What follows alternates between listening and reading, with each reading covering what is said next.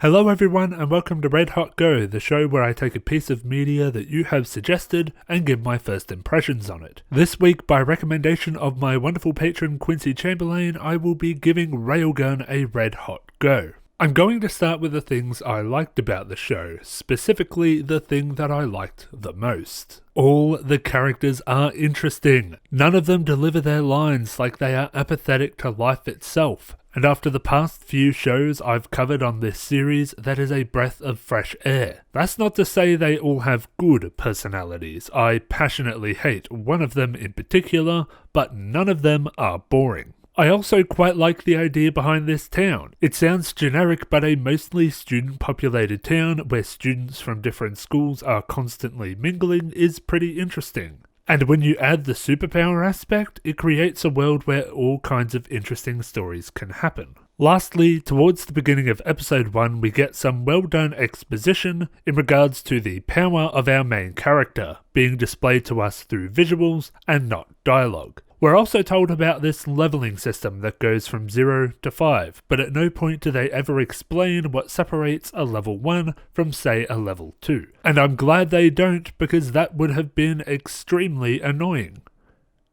Speaking of extremely annoying, I despise Kuroko. She's whiny, prone to intense fits of jealousy over nothing, and her obsession with the main character not only creates uncomfortable fan service, but cringe-worthy scenes all around. Like, am I supposed to laugh when she gropes Makoto, or strips her against her will, or tries to drug her, or flash her, or straight up stalk her with a camera?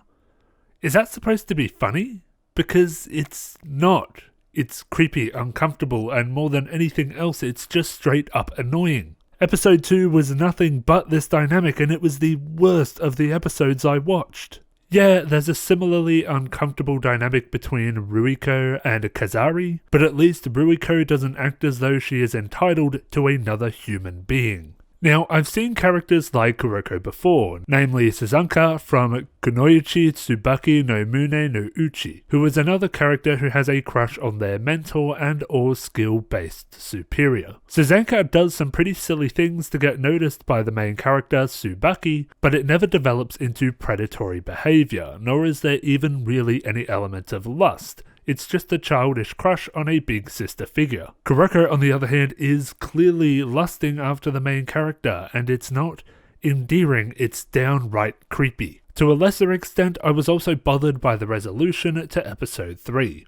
There's a girl going around assaulting other girls with a stun gun and drawing crazy eyebrows on them. We learn at the end of the episode that the villain was once dumped by a boyfriend over her own bushy eyebrows, and so she swore revenge on all other eyebrows in the world. Now, if the scene had stopped there, I would be totally fine with it.